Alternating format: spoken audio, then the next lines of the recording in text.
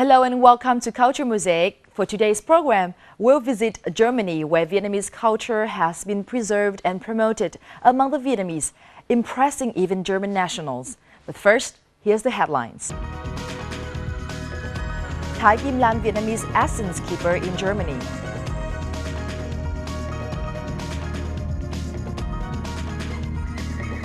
Vietnamese TV personality shares her bond with home country.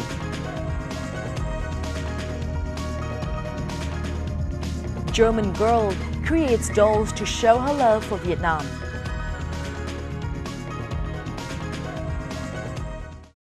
And now let's begin with a recap of some major cultural events from last week.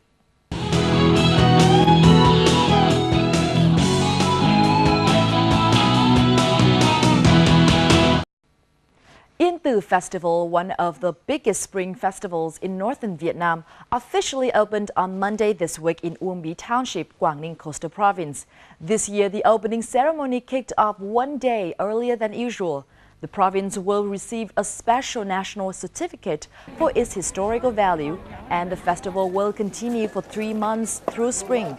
Last year, the festival recorded over 2.1 million visitors, according to the People's Committee of Uông Bí Township. Local authorities are preparing relevant documents for UNESCO recognition of Uông Bí Township as a World Heritage Site. Now, the 2013 Bắc Ninh Spring Festival opened on Tuesday morning in the northern province of Bắc Ninh. The event included a Quan Họ Sing competition, a spring press festival, and a bonsai competition. The highlight of the event was the inaugural poem calligraphy and an arts exhibition. The event offered local people an opportunity to meet and exchange cultural features of the province, in addition to launching the 2013 National Tourism Year of the Red River Delta and Hải Phòng. The festival will be open to the public for 10 days with a variety of cultural activities. Now, the same day, an exhibition called Space Minimization, featuring installation artworks that incorporate elements of both Vietnamese and Japanese culture, was held at Le Spas French Cultural Center in Hanoi. By combining Vietnamese Tuyên Chỉ paper, sculpted rice paper, and traditional Japanese washi paper, artist Vũ Kim Thư has inspired visitors to envision their childhood dreams of living in miniature spaces. Visitors at the exhibition were impressed with the delicacy and execution of these artworks. Whether the boxes remind people of a pizza shop they have been to or make them wish to become a mouse curled up in a corner, visitors can become submerged in their own imaginations. The artist hopes the audience can interpret these miniature spaces in their own way. Forget ballet, ballroom, jazz, and dances with fixed choreographies. A group of dancers at the Vietnam National Opera and Ballet Theatre had their taste of interpretive dances this week. During a week-long workshop headed by top German choreographers and dancers Anna Kuyeski and Sarah Hubie, the Vietnamese dancers were challenged with self-discovery, interpretation, and often pain. Let's hear more from Mai Phương. I'm a ballet dancer at the Vietnam National Opera Ballet Theatre. My name is Vũ Văn Nguyên. I specialize in ballet. Think ballet dancers that dance ballet? Think again. A choreographer and dancer from Germany are giving the dancers of Vietnam National Opera Ballet Theatre lessons on interpretive dance. The dance world of choreographer Anna Konietzki and dancer Sarah Hubie is centered on the body and its surrounding space. The body is a friction surface conflicting with space and matter. A few Vietnamese dancers this time are feeling too much friction on their muscles. I found it challenging to do moves that require strength and concentrate. But through this workshop, I've discovered my physical limits. A dancer can also come into friction with silence. Let silence be one's own choreographer. The short one-week workshop is a start to a German-Vietnam dance collaboration in September titled On Edge. The basic idea is to create an ambience which is right before something could happen, whereas the tension is a very high tension always. So there is a very vibrating energy which you also can find in the body, in the gestural, and hoping that this kind of work gives a lot of association to the audience. If you wonder how the dancers are able to transgress the language barrier, Sarah has some tips. The body is a kind of universal language in a way, so we can also a lot happen also in the non-verbal communication, that we show a lot of things and you just can read the body, what the body is saying. Stay tuned for the group's September performance, where modern meets classical and tension meets its release. Mai Phương, Vietnam Television.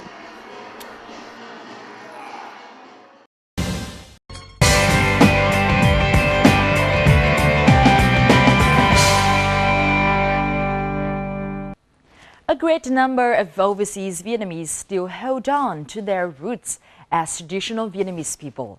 Having lived in Germany for almost 50 years, Professor Thái Kim Lan has consistently impressed her international friends with her special mini Vietnam home in the city of Munich. For cultural lifestyle this week, let's visit Thái Kim Lan house and attend a special occasion.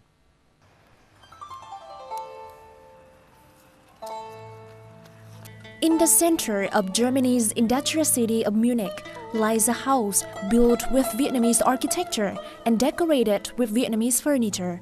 With just a bamboo door or even a dried tree branch, this Huế woman, Thái Kim Lan, has brought a mini Vietnam to Germany.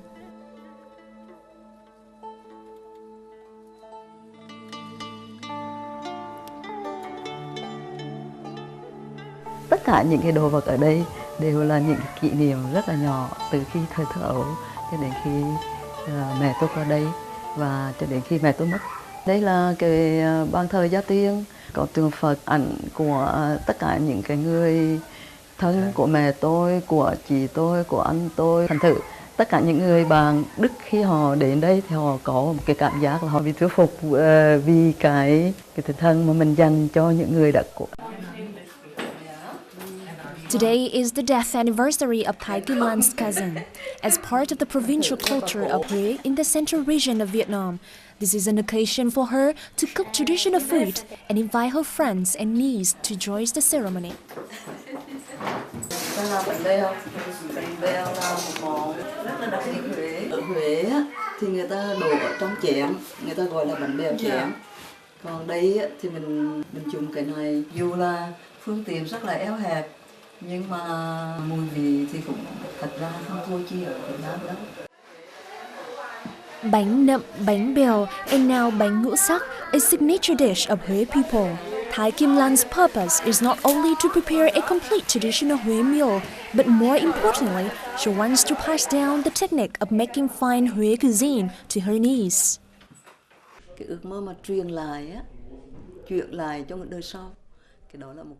The dream of passing down the beauty of Vietnamese culture to the next generation is actually a part of the culture itself. For overseas Vietnamese, this dream has become a strong attachment linking the people with their home country.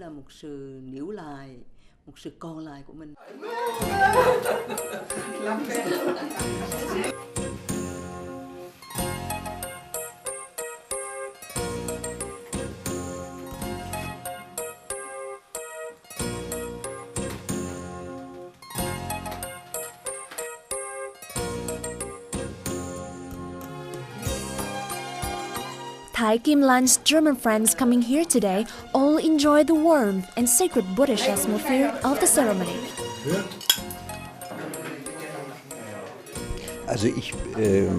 I've been a Thái Kim Lan friend for a dozen of years now.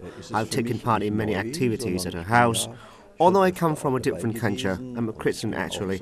The Buddhist traits I experience here give me lots of positive feelings. I can feel the great spiritual power of Vietnamese people. This is also an ideal chance for guests and hosts to exchange song and dance performances. From this house, Vietnamese traditional folk melodies still echo on a regular basis. Duyên là duyên kẻ đón người thưa, hết duyên là duyên đi sớm về chưa bận lòng, người còn không đây tôi vẫn không, tôi là còn không đây tôi chưa có chồng, đây tôi chưa có ai. Sự hiện diện của nền văn hóa của mình trên xứ bạn này thì Vietnamese folk singing and dancing always makes overseas Vietnamese like me miss our homeland more. For foreign friends, it's a rewarding experience because they don't have to travel to Vietnam to enjoy such beautiful melodies. yêu đất nước mình hơn. Rất mong muốn không những một cô Kim Lan mà nhiều cô Kim Lan như vậy. I wish there were more than just one Thái Kim Lan. If every overseas Vietnamese followed her footsteps, cultural cooperation among different countries would be stronger.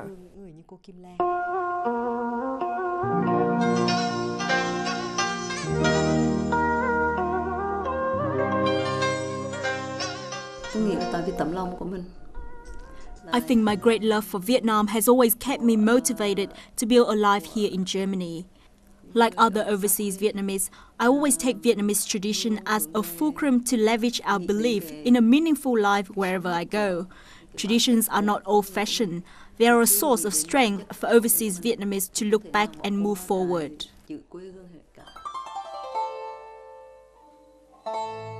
Being a university professor teaching philosophy and Buddhism to German students, Thái Kim Lan is highly respected by many German intellectuals.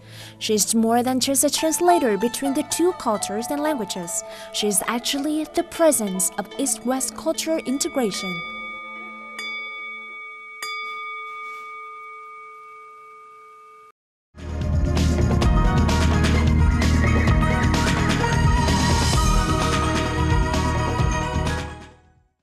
You're watching another edition of Culture Mosaic, coming to you from Hanoi, the historic culture center of Vietnam.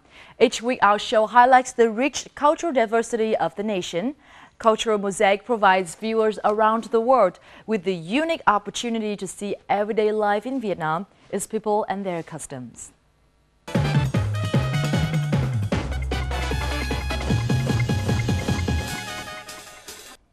Now, working as an author, TV host, and a movie producer, Phan Thị Minh Khai is a person with outstanding achievements among the Vietnamese community in Germany. In today's edition of On the Mic, VTV reporter Hoàng Linh has an exclusive interview with this multi-talented overseas Vietnamese woman. Phan Thị Minh Khai will share the story of how she became the first Asian TV host in Germany and her love for the Vietnamese culture, reviewed in her writing and film production. Born in 1974 in Germany, Phan Thị Minh Khai has made a name for herself as an actor, a TV host, a movie director, as well as a book writer. Despite having lived in Germany her whole life, the overseas Vietnamese has always considered Vietnam her roots. Thus, one of her lifelong goals is to promote the Vietnamese culture and people to the world, especially to Germany, where she lives. Xin chào chị Minh Khai, rất vui được gặp chị trong chương trình trò chuyện cùng VTV4. Xin chị cho biết là chị được sinh ra ở Đức, thế nhưng mà chị lại mang cái nguồn gốc của Việt Nam. Vậy thì cái giá trị và truyền thống cũng như văn hóa Việt Nam được bảo lưu như thế nào trong con người chị? Cha mẹ thì nói tiếng Việt với Minh Khai nhiều lắm ở nhà thì Minh Khai nói tiếng Việt. Minh Khai thích ăn đồ Việt Nam, Minh Khai thích ăn cay, cay lắm. Bạn của Minh Khai bình thường nói trời ơi Minh Khai ăn cay.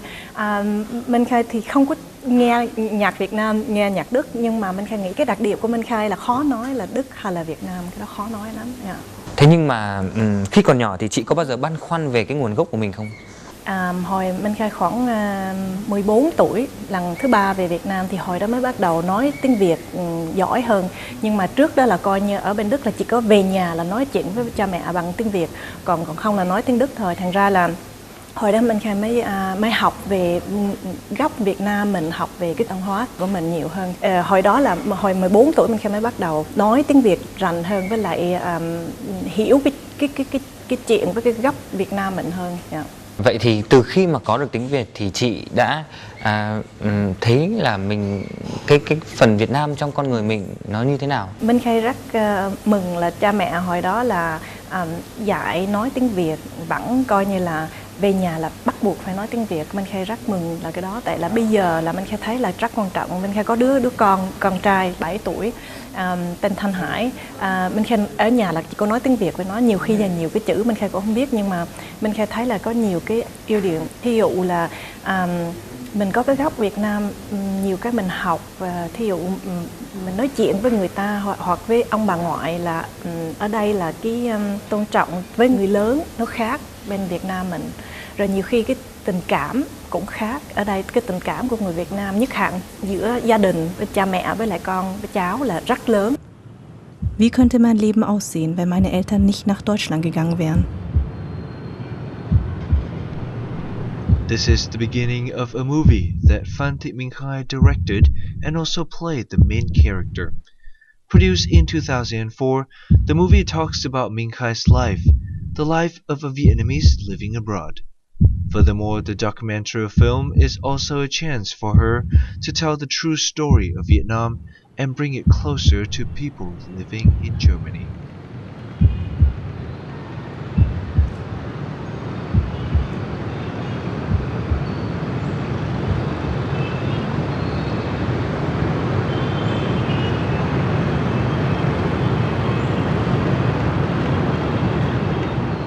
Chị có thể chia sẻ hơn một chút về con đường đi đến cái nghề diễn viên của chị? Coi như là hồi đó 3 tuổi là Minh Khai đã nói với cha mẹ là Minh Khai muốn đi đóng phim. Hồi đó chưa biết phim là cái gì, tại ở đây chỉ có 3 cái truyền hình thôi, nhưng mà Minh Khai thấy mỗi lần Minh Khai coi tivi là Minh Khai muốn làm cho cái đó. Cha mẹ cứ nói con phải học, thi tú tài xong rồi coi thử. Thì Minh Khai thi tú tài xong thì hồi đó là Minh Khai cũng chưa biết là làm sao mình vô trong truyền hình, tại là ở bên Đức á, là hồi đó là không có người Á Châu.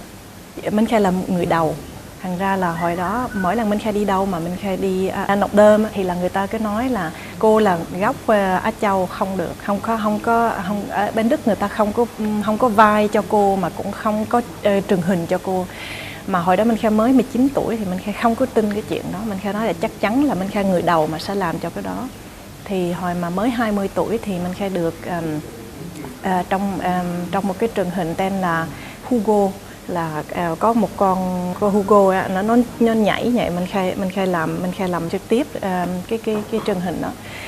Thì hồi đó cái tự nhiên báo chí đủ viết trời ơi, một lần đầu là có cô Việt Nam làm cho truyền hình Đức, mà hồi đó là họ muốn Minh Khai đổi cái tên của Minh Khai là Phan Thị Minh Khai, thì hồi đó họ muốn đổi, tại họ nói là Minh Khai họ không có biết cái tên đó, họ nói là nếu mà được thì Minh Khai đổi cái tên vô một cái tên Đức, thì Minh Khai hồi đó không chịu, nói là Minh Khai muốn là người Đức phải học là cái đó tên của Minh Khai, thì là Minh Khai muốn trên truyền hình là cũng Minh Khai luôn. Minh Khai's love for Vietnam was clearly shown through her book Be Home, My Life in Germany and Vietnam. As she described in the book in her own words, I am a German with Vietnamese roots. To be more exact, I am a Vietnamese German. It was not always like that. When I was a kid, I used to see myself more as a German. When I became a teenager, that perception changed. I considered myself totally a Vietnamese. It was a long road to find my identity as Vietnamese German. And the older I get, the more I see myself responsible for making it clear to people that Vietnam has an independent history, distinctive from those of other Asian cultures. Với chị, Việt Nam có ý nghĩa như thế nào? Mỗi lần Minh Khai về Việt Nam á, là mặc dù có xe hơi nhiều, có xe Honda nhiều, ồn ào như vậy, nhưng mà cái con người Việt Nam mình là rất anh lành. Còn người Đức là ngược lại, ở đây là nó yên lặng, nhưng mà cái người Đức là hồi nào cũng chạy, nhiều khi là chỉ có nhìn tới mình thôi. Còn người Việt Nam mình là hồi nào cũng về cái gia đình. Thành ra là Minh Khai thấy cái đó rất tốt. Mỗi lần Minh Khai về Việt Nam là coi như Minh Khai qua đây là Minh Khai thấy là giống như Minh Khai trong lòng mình thấy khỏe ra.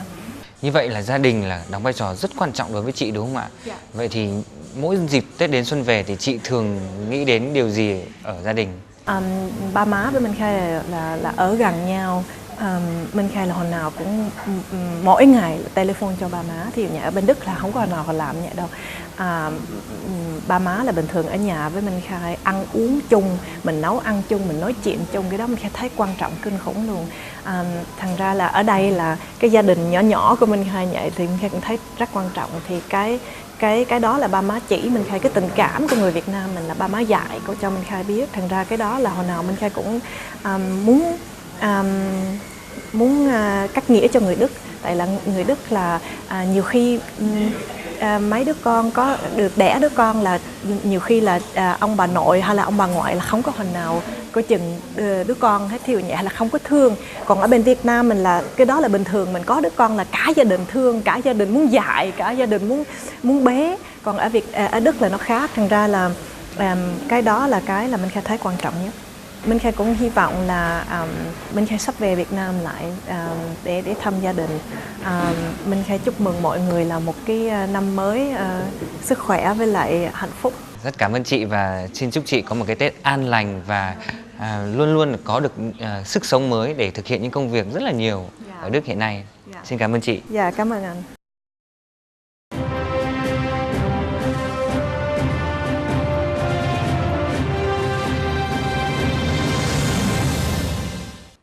Though she has never visited Vietnam, Bettina, a young woman from Germany, shares a bond with the country halfway around the world.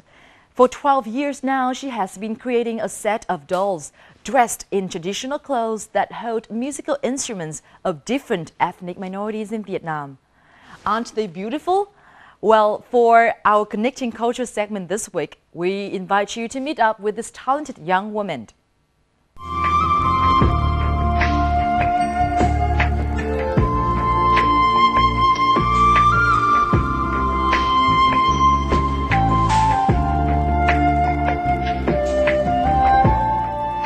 These are handmade dolls, Western-style dolls, but dressed in Vietnamese clothing and playing Vietnamese instruments.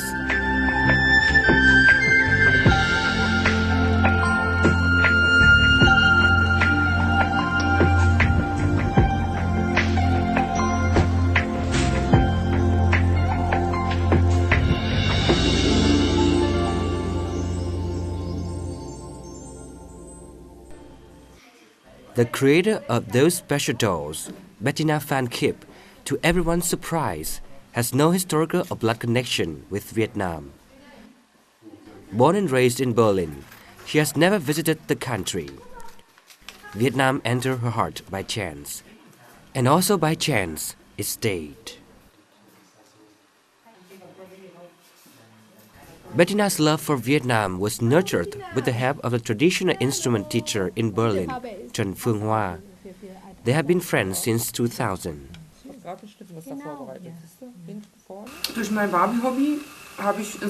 I've had a vested interest in doll making for a long time. When I discovered Vietnamese instruments, I wanted my dolls to play them. I approached Hoa about each instrument, their structure, role, how to play them, and how the real ones differ from images online. Since then, I've given my dolls these instruments. E, D, C, A, C, D, A, C, G, G, G, C, A, E, G, A, G, G, E, E, A, C, D, D, D, D, A, C, G. Từ cái bài đơn giản nhất, một cái bài dân ca rất nhỏ From thôi, simple folk songs to complicated ones, I try to explain them in detail to Bettina. I tell her about the origins and how they are played differently from Western-style instruments. I also explained about the clothing that go along with the instruments. It's helped her make the dolls. Kỹ thuật, thế mình phải làm thế nào để ra được cái màu sắc đấy. Bettina's collection increased gradually. She can proudly show off her 12 years of work to others. The culturally rich doll surprised even the Vietnamese living in Germany. Who would have guessed a person who's never officially studied about Vietnam could create such authentic objects of Vietnamese culture?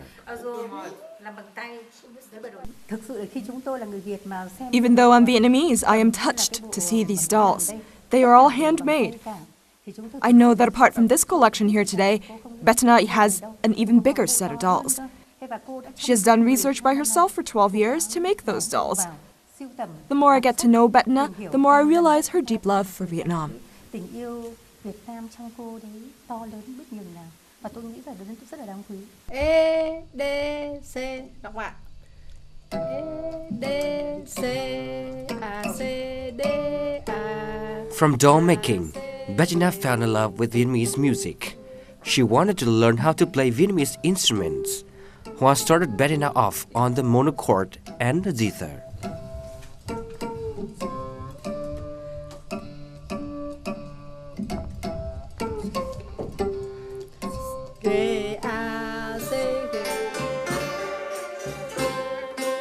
Bettina became a member of Trần Phương Hoa's traditional Vietnamese orchestra. This multi-generation orchestra consists of children and adults living and born in Germany.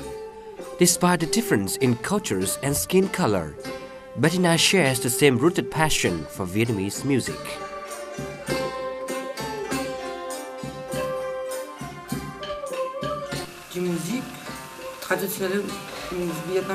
Vietnamese music has become a vital part in my heart. I'm German, but my heart rests in Vietnam. Maybe I was partially Vietnamese in my previous life. Vietnamese music is my life breath and my body's heartbeat.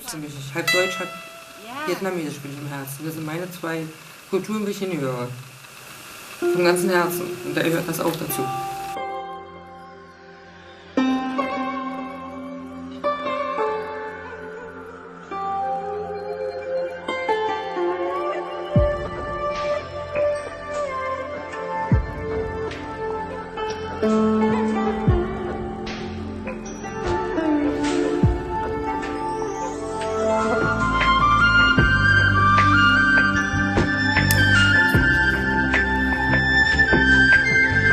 Bettina is an example of selfless love for something that may seem foreign in the Western world.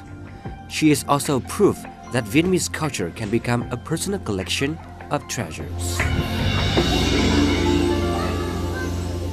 And that's all for Culture Mosaic this week. We hope you enjoy our show. If you've got comments or questions, be sure to write to us at culturemosaic@vtv.vn. And don't forget to include your name and address. See you again next week for another episode of Culture Mosaic. And goodbye for now.